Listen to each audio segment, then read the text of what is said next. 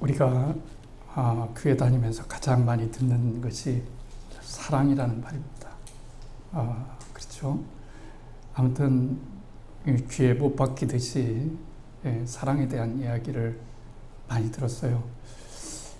그리고 노래도 세상에도 사랑이라는 노래가 있지만 특별히 가리지 않고 많은 사람들이 좋아하는 노래 중에 당신은 사랑받기 위해 태어난 사람이라는 노래가 있습니다. 그 노래 부를 때 어떤 마음으로 부르고 그 노래를 들을 때 어떤 마음으로 듣는지 잘 모르겠습니다.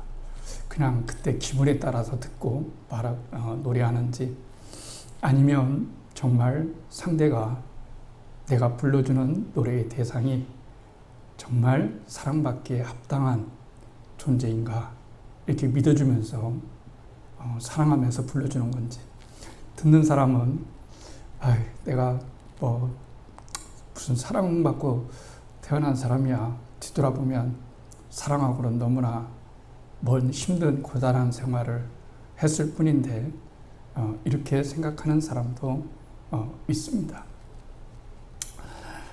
저는 그래서 믿음이라는 게 구원을 위해서만 필요한 것이 아니고 이 믿음이라는 용도가 여러 분야에 많이 필요하다고 생각합니다. 그 중에 하나가 과연 나는 사랑받기 위해 태어난 사람인가? 그렇다면 나는 누구에게 사랑을 받고 있는가? 그리고 내가 받고 있다는 그것이 진정한 실제인가? 하는 부분들을 좀 생각해 보려고 합니다. 예수님께서 이 땅에 오셨을 때 미움을 많이 받았죠. 특별히 당국자, 성직자, 그 당시에 최고층을 이뤘던 지도층들에게 미움을 받았습니다. 근데 동시에 그들은 율법을 잘 따랐습니다. 그러니까 종교생활 잘한 거예요. 저는 늘 우리 교회가 외적으로 크지 않지만 단단한 교회가 되려면 늘 말씀드린 것처럼 신앙은 언제나 종교적이 돼서는 안 되고 하나님과의 관계가 늘 인격적이어야 된다는 말을 수없이 말씀을 드렸습니다. 하나님을 종교적으로 믿으면 신앙이 무겁습니다. 굉장히 무거워요. 그럼 뭐과도 똑같냐면 A라는 사람을 만나는데 어쩔 수 없이 만나야 되기 때문에 만나는 그 시간의 지루함, 같이 밥 먹는 것도 지루함, 이야기하는 것도 지루함, 빨리 이 시간이 끝내서 갔으면 좋겠다 이런 생각하죠. 그런데 사랑하는 사람하고 만나면 시간이 아깝습니다. 흘러가는 시간이 아까워요. 왜 그런 걸까요? 인격적으로 만났기 때문에 그런 겁니다. 그러니까 내가 신앙생활하면서 뭐가 잘못됐을까? 목회자도 생각할 때 항상 고민이, 물론 그런 고민, 왜 우리 교회는 성도들이 많이 안 올까? 저 교회는 많이 가는데 이것도 고민일 수 있어요. 고민일 수 있습니다. 그런데 그건 근본적인 고민이 돼서는 안 돼요. 진짜 중요한 건 뭐냐면 우리 교회에 속해 있는 사람이 하나님과 어떤 관계인가 이 관계에 초점을 먼저 둬야 되는 거예요. 아무리 우리 교회 숫자가 몇천 명이 된다 할지라도 하나님과의 인격적 관계가 없고 그리고 구원받는 믿음이 없다면 정말 얼마나 아쉬운 일일까요? 그렇죠? 그러니까 우리가 하나님을 안다는 것은 굉장히 중요합니다. 안다는 것은 사랑한다는 것이고 사랑한다는 것은 하나가 된다는 얘기예요. 그러니까 예수님께서 이제 그들하고 마찰이 생기셨죠. 그런데 그들은 정당했습니다. 왜 정당했냐면 그들은 일반 사람들하고는 틀려요. 삶 자체가 틀립니다. 살아가는 것도 상류층이겠지만 종교적 상류층을 가지고 있다고 생각했어요. 신앙의 상류층. 그러니까 하루하루 먹고 살아갈 사람들은 율법 지키기가 어려워요. 당장 죽게 생겼는데 어떻게 율법을 지킵니까? 너무 힘들잖아요. 그렇잖아요. 오늘 예배당 못 나왔어요. 왜냐하면 피치 못해서 먹고 살아야 되기 때문에 못 나왔어요. 그러면 그 사람은 신앙이 없는 거예요. 그런데 고위층이나 재산을 많이 가지고 있는 이런 사람들은 안식일을 거룩하게 지킵니다. 그러니까 차별성을 만들어내는 거죠. 그렇죠. 요즘 이스라엘과 이란이 격해지고 있죠. 안타까운 일이죠. 애매한 수많은 사람이 갑자기 엄청나게 죽게 생겼으니 이거 어떻게 합니까? 이스라엘이 작은 나라잖아요. 그런데 이들이 생각을 한 게 그거예요. 우리는 하나님의 백성인데 도대체 왜 우리는 작냐? 왜 우리는 작지? 하나님의 백성이면 커야 되지 않냐? 또 잘 살아야 되지 않냐? 근데 우리는 인생을 보면 침략도 많이 받고 그렇잖아요. 침략도 많이 받고 멸망도 당했다가 다시 회복하고 그래서 지금 여기까지 이스라엘이 존재하게 된 거죠. 그래서 그들이 궁금하게 생각해 본 거예요. 도대체 하나님의 백성된 것이라고 하는 것이 뭘까? 우리는 하나님의 거룩한 나라요, 거룩한 백성이라고 이렇게 얘기를 하는데 그게 뭘까? 이렇게 생각한 거예요. 두 번째는 내가 저 사람하고 달라야 되는데 승부를 풀 수가 없어요. 승부를 풀 수가 없어요.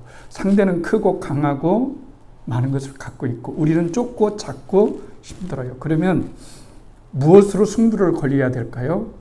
하나 생각한 거죠. 도덕적으로 승부를 걸자. 그런 거죠. 율법을 지키자. 니네들은 율법을 안 지키는 무식한 사람이고 하나님의 법을 모르는 무식한 사람이고 우리는 하나님의 법을 지키는 거룩한 백성이다. 이게 나쁜 건 아니지만 시간이 점점 지나면서 모든 것은 다 형식화가 되게 되어 있습니다. 본질이 아니면 다 원형이 이게 원형이라고 생각하지만 사실 원형이 살아남기가 처음 것처럼 존재하기가 힘들어요. 그렇지 않습니까? 그러니까 그들은 율법에 목숨을 걸었죠. 율법에 목숨을 걸었어요. 그래서 예수님을 볼 때도 율법적 눈으로 보는 거예요. 네가 메시아라면 하나님의 아들이라면 어떻게 너는 죄인과 창녀와 세리와 이런 사람들과 친구가 되고 같이 밥 먹고 안식일도 일하고 병 고치고 뭐 이러느냐라고 하는 거죠. 그렇죠? 그래서 마찰이 생겼어요. 근데 예수님이 저는 성경을 읽을 때 유대인들의 가장 핵심을 찌는 말은 뭔지 아십니까? 딱 한마디에 말씀하셨는데 그게 가장 핵심을 말한 거예요. 뭐냐면 그들을 향해서 예수님이 내가 너희들을 보니까 너희 속에 하나님을 사랑하는 마음이 없는 것을 알았도다. 이랬어요. 이 소리를 듣고 분노했어요. 뭐라고? 우리는 율법을 잘 지켰는데 우리 마음에 하나님을 사랑하는 마음이 없다고? 분노를 일으키는 거죠. 그러면 뒤바꾸면 뭘까요? 우리들의 신앙 가운데서 가장 중요한 건 뭐냐면 우리 속에 하나님을 사랑하는 마음이 있어야 된다는 거예요. 이게 중요한 겁니다.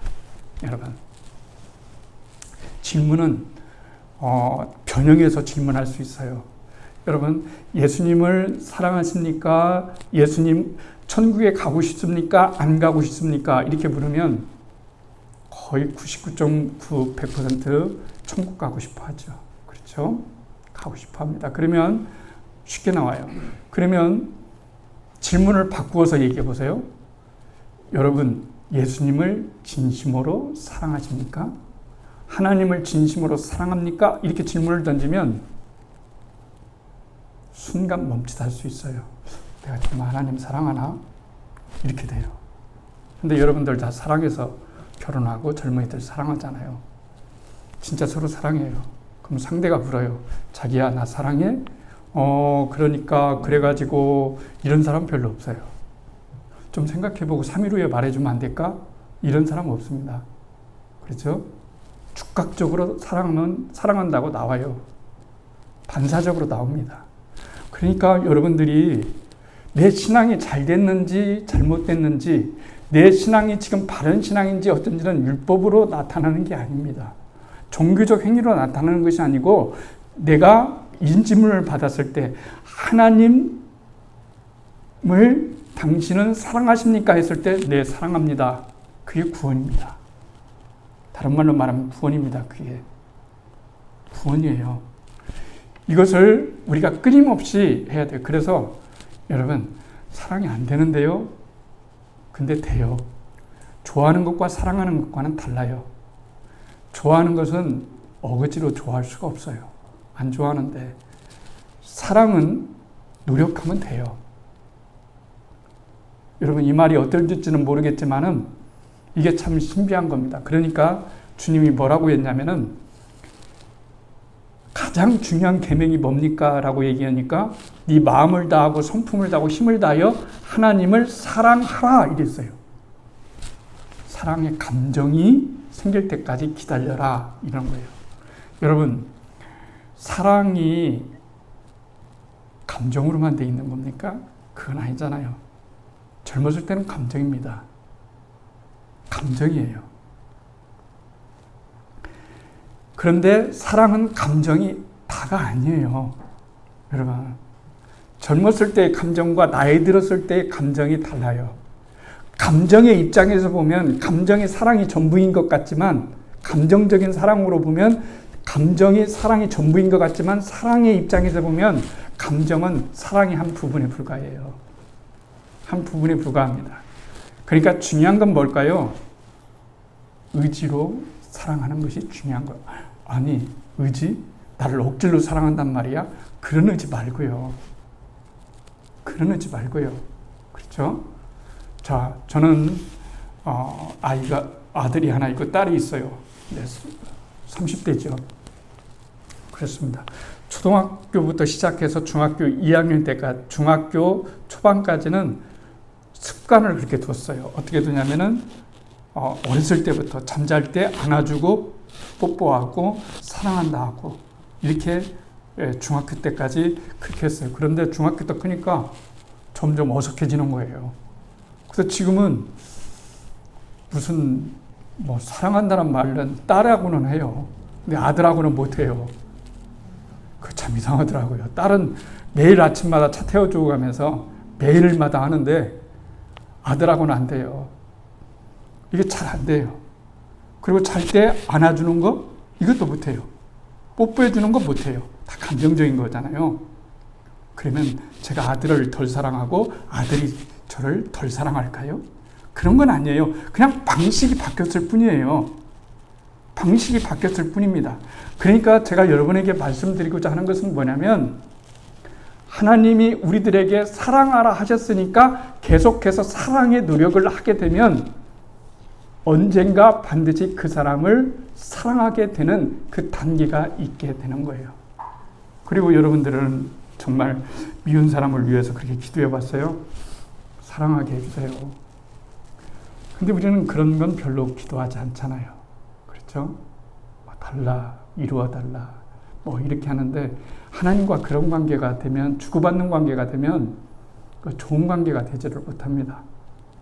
하나님과의 나와의 관계는 그냥 사랑의 관계입니다. 인격적인 관계입니다. 그러니까 우리가 처음 신앙에 입문했을 때 첫 발을 잘 디뎌야 되는데, 그때부터 해야 될 것은 뭐냐면은 종교적 행사에 많이 뛰어다니다기보다는 하나님을 많이 사랑하는 것, 이것을 많이 해야 됩니다. 그렇기 때문에 우리는 신앙 고백도 하는 거예요. 그렇죠? 자꾸 사랑한다고 표현하면 어느 순간은 진짜 그 사람을 사랑하게 되는 것처럼, 하나님을 진짜 사랑하기 위해서는 하나님에 대한 표현과 하나님에 대한 마음을 항상 둘 수 있어야 돼요. 그것이 하나님이 가장 중요하게 여기시는 겁니다. 왜 그런 줄 아십니까? 하나님이 뭐가 부족해요? 부족한 게 없습니다. 그런데 하나님이 부족하기로 결심했어요. 이게 사랑입니다. 하나님이 우리와 사랑을 하기로 작정하셨어요. 우리를 사랑하기로 작정하셨어요. 그런데 하나님과 인간, 신과 인간이 로마 그리스 신화에 대한 거기나 나오는 사랑이지 실제로 차원이 다릅니다. 사랑하기가 신하고 인간이 사랑할 수 없습니다. 그래서 우리를 사랑하기 위해서 자신을 인간처럼 오신 거예요. 오셔서 나도 너희들과 같은 똑같은 인간이다. 나도 너희들과 같은 똑같은 사람이다. 거기서부터 시작해서 하나님이 우리를 진정으로 사랑하기로 결심을 먹으셨다는 거예요. 그래서 모든 신앙의 촉점은 하나님 사랑입니다. 왜 다른 사람이 사랑이 안 될까요?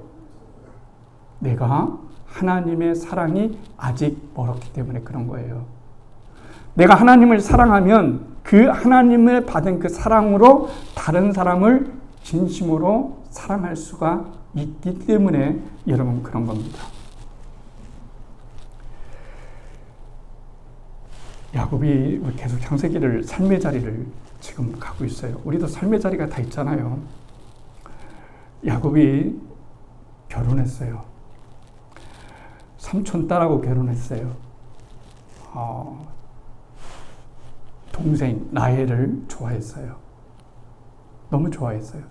둘이 사랑했어요. 그러니까 시간 가는 줄 모릅니다. 사랑했어요.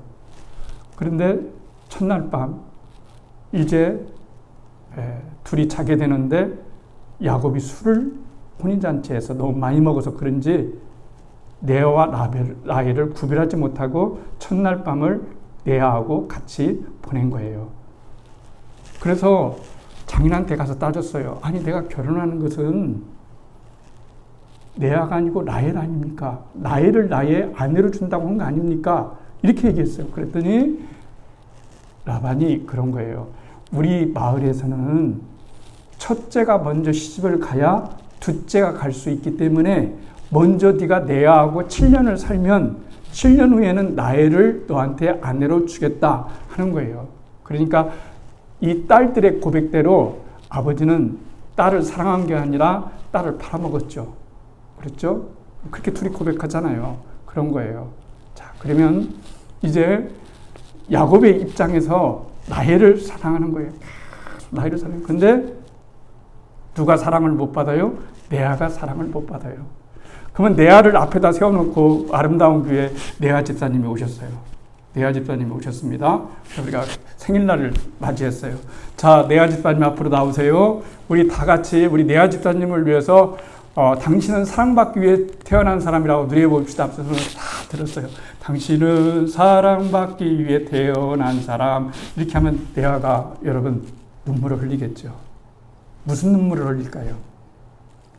아픔의 눈물을 흘리는 거예요. 무슨 눈물일까요? 내가 정말 사랑받기 위해서 태어난 존재일까? 나는 내 남편에게 사랑받지 못하는 존재인데, 아니 거들떠보지도 않는 그런 존재인데 나의 존재가 사랑받는 존재라고 거부감이 있을 거예요. 마음이 얼마나 슬프겠어요. 그런 때는 그런 노래가 하나 위로가 되지 않습니다. 그냥 상처만 더 될 뿐입니다. 사랑받지 못하는 사람에게 자꾸 가서 당신은 사랑받는 사람이야. 이렇게 마구잡이식으로 얘기하면 안 돼요. 여러분, 그게 사랑이라고 생각하면 안 됩니다. 레아의 입장에서는 얼마나 삶의 자리가 힘들었겠어요. 얼마나 고달팠겠어요. 너무너무 힘들잖아요. 그래서 하나님께 기도한 거죠. 주님, 저는 왜 남편에게 사랑받지 못하는 존재가 되었을까요? 은혜를 베풀어 주세요. 라고 하니까 하나님이 중요한 건 이겁니다. 하나님은 모든 교회를 다 지켜보고 계시고 모든 가정을 다 지켜보고 계시고 모든 사람들의 마음을 다 지켜보고 계신다는 거예요. 이게 복음입니다. 나 같은 존재를 십자가에서 죽으시고 살리신 그 하나님의 사랑으로 언제나 지켜보신다는 거예요. 하나님이 지켜보시는데 왜 그러면 그때 우리를 안 구해주셨죠? 왜 그때 그렇게 하셨죠? 근데 뒤돌아보면 또 그만한 은혜가 여러분 있는 거예요. 제 친구 목사님이 하나 있는데요. 친구 목사님이 하나 있는 친한 친구예요. 창원에서 목회하시는 분인데 제가 지난번에도 얘기했잖아요. 매형이 갑자기 그 누나를 그 전원주택 저기에다가 태워다 놓고 사업하니까 가다가 심장마비로 운전을 삐뚤삐뚤하다가 저수지에 그냥 빠져가지고 돌아가셨어요. 그게 지지난주죠. 뭐 상상도 못할 여러분 일이잖아요. 여러분 그런 때는 뭘로 해석해야 되죠? 그렇잖아요. 이거 참 어렵습니다. 인생이 어렵습니다. 해석이 돼야 되잖아요. 뭔가 돼야 되잖아요. 그런데 또 얘기하더라고요. 자기 딸이 하나 있는데 딸이 있어요. 영특하고 그래서 사업하는 친구가 결혼을 했어요. 미국에서 살려고 준비를 다 하고 이제 미국 비자를 다 끊었어요. 그런데 그 미국의 호텔, 먹는 거, 비행기표 다 끊었는데 뭐가 어떻게 되냐면 막 타고 가는데 이 가방을 날치기 당한 거예요. 갑자기 날치기 당했어요. 그러니까 비행기도 못 타죠. 그 다음에 모든 것이 다 캔슬되죠. 왕복 비행기, 가족들, 남편, 애들 둘, 다 4명이서 다 해야 되죠. 그러니까 돈이 한 3천만 원이 그냥 날아간 거예요. 그런데 거기까지가 얘기 끝이 아니고 그런 거예요. 그 너무나 멘붕이 왔다는 거예요. 이게 도대체 뭐지? 이게 뭐지? 이렇게 왔다는 거죠. 그런데 이 친구 딸이 너무 아파가지고 병원에 갔는데 젊은데도 작은 군종이 너무 많은 거예요. 혹들이 너무 많아요. 그런데 지금 당장 수술하지 않으면 죽는데요. 위험할 수 있대요. 그래서 만약에 비행기 타고 가다가 그 먼 시간을 혹시나 거기에서 터지거나 하혈하거나 잘못됐다면 죽을 수도 있는 문제란 말이에요. 그래서 여기 한국에 와서 비용 치료하는 데만 1억 원이 넘게 들었대요. 여러분. 그러면서 그래요. 목사님이니까 그러겠지만 하나님의 은혜가 아니었으면 그날 날치기 안 나는 거, 날치기 당한 거, 안 당했다면 미국에 갔을 것이고 미국에 가서 어떤 일 있으면 의료비도 더 많이 들 것이고 또 죽을지 살지도 모르는데 이런 상황이 있는데 하나님이 미국 가는 것을 막게 해주셨다 하면서 하나님께 너무너무 감사한 일이 됐다. 이런 거죠. 여러분 인생 사는 것이 다 그런 거 아닙니까? 인생 사는 것이 어떻게 좋은 일만 일어나겠어요? 안 좋은 일도 일어나면서 그 속에서 우리의 신앙이 연단되어지고 그럼에도 불구하고 하나님을 사랑하는 마음을 하나님께 보여드리는 것이 사랑 아니겠습니까? 여러분 둘이 결혼했어요. 제가 100억을 가지고 있어요. 근데 서로 결혼하겠다고 난리예요. 그래서 결혼했어요. 그러다 사업하다가 망했네요. 그랬더니 그만 헤어지자고 하네요. 사랑이 아니잖아요. 그렇죠? 진짜 사랑은 어느 때부터 들까요? 여보, 당신 망했어? 걱정하지 마. 이제는 내가 가서 뭐 식당 일이라도 해가지고 우리 다시 시작하면 돼. 당신은 내가 있으니까 걱정하지 마. 우리는 충분히 다시 일어날 수 있어. 이게 사랑인 거예요. 그냥 하나님과의 관계가 똑같은 거예요. 하나님, 당신이 나한테 이런 거 해주면 내가 하나님 잘 믿고 나한테 실족시키고 하나님이 나를 저기 하면은 내가 하나님 당신을 믿을 이유가 뭐예요? 이렇게 얘기하는 순간 하나님과의 관계가 금이 가는 거예요. 왠지 아세요? 하나님도 인격을 가지고 있기 때문에 그런 거예요. 하나님도 상처를 받으십니다. 우리만 상처를 받는 것이 아니라 하나님도 상처를 받으셔요. 그래서 하나님이 그 가정을 돌보셨어요. 보셨어요. 성경에 그잖아요. 레아를 보시고 사랑받지 못함을 보신다. 하나님이 레아가 그렇게 열심히 사는데도 남편에게 사랑받지 못하는 것을 보시고 하나님이 그녀의 태를 열어주셔서 아들을 생산하게 해주셨어요. 그리고 첫 번째 아들을 낳아서 이름을 일으켜줬어요. 이제 내 남편이 나를 사랑해 줄 것이라는 증거나 다름없다. 여러분, 이게 루벤이라는 뜻이에요. 이제는 루벤 낳았으니까 남편이 나한테 나를 사랑해 줄 거야. 이런 마음 가졌어요. 두 번째는 그런데도 사랑 안 해줘요. 두 번째 시므온을 낳았어요. 그래서 뭐라고 이름을 줬냐면 하나님께서 내가 사랑받지 못함을 들으시고 내가 이 아들도 주셨다. 그랬어요. 내가 계속해서 사랑받지 못하는 것을 보시고 이 선물도 주셨다. 그랬어요. 그런데도 여전히 삶의 자리가 사랑받지 못하는 자리예요. 자기를 사랑해주는 사람이 없어요. 아버지는 자기를 팔아먹었지. 야곱에게. 남편은 나일만 사랑하지. 쓸 곳이 없어요. 여러분, 세 번째 아들을 낳고 네일을 낳았어요. 이제는 내 남편의 마음이 나와 통할 거야. 그랬어요. 사람이 마음이 통해야 되잖아요. 그러니까 이제 내 마음을 좀 알아주겠지 하고 이렇게 이름을 지었어요. 그런데도 안 돼요. 야곱도 대단한 사람이죠. 그런데도 안 돼요. 그 다음에 네 번째 유다를 낳았어요. 이제는 낳고 난 다음에 이 레아가 깨달은 거예요. 진정한 사랑은 사람에게 있는 것이 아니고 하나님에게 있구나. 내가 하나님을 사랑하는 법을 먼저 배워야 되겠구나. 내 외로움을 쫓을 수 있고 내 고통을 쫓을 수 있는 것은 하나님을 사랑하는 거구나. 하나님만이 나의 아픔을 아셨고 나의 외로움을 아셨고 나의 힘듦을 아셨기 때문에 하나님이 넷째 아들을 주셨을 때다. 그래서 유다라고 했는데 이제 내가 하나님을 찬양하리라 그랬어요. 이제 내가 하나님을 찬양하리라. 이제서야 깨닫게 되는 거예요. 이제서야 놓는 거예요.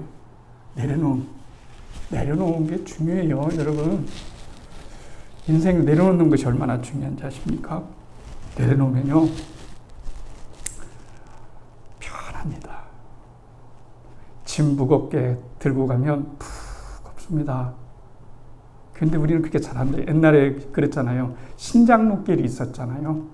저도 어릴 적 생각하면 버스가 오랜만에만 갔다가 잘 오지도 않지 않으면 막 지나가면 막 먼지가 막 그랬다가 시간이 지나면 다 그때서야 보이는 그때 할머니가 이렇게 보따리를 치고 무겁게 차를 기다리는데 안 오잖아요.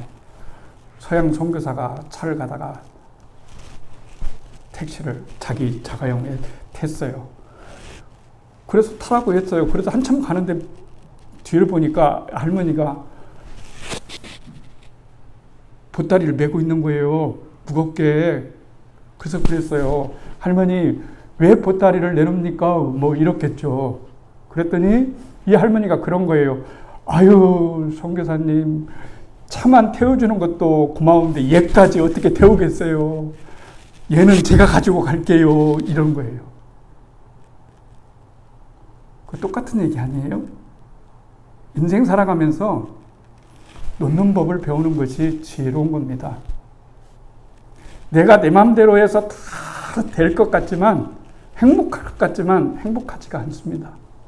그냥 하나님께 맡기는 겁니다. 하나님이 치루라고 하셨으면 치루면 됩니다. 하나님이 경험하라고 했으니까 근데 그 자리에서 뭘 보여줄 수 있는 거냐면 하나님은 정말 공짜가 없으셔요. 여러분, 하나님은 공짜가 없으십니다. 반드시 거기에 대한 보상을 보상 때문에 예수를 믿는 건 아니지만 그렇습니다. 그러니까 아까 말씀을 드린 것처럼 네가 그 속에서도 나를 찬양하고 네가 그 속에서도 나에 대한 희망을 버리지 않고 나와 함께 하니까 너의 자식이 넷째 자식이고 또 요셉이 야곱이 사랑하는 자식은 아니지만 너의 자식 넷째를 메시아의 가문에 첫 번째로 올려서 하나님의 놀라운 구원 사역을 이루겠다라고 하는 그런 놀라운 은혜를 주셨잖아요.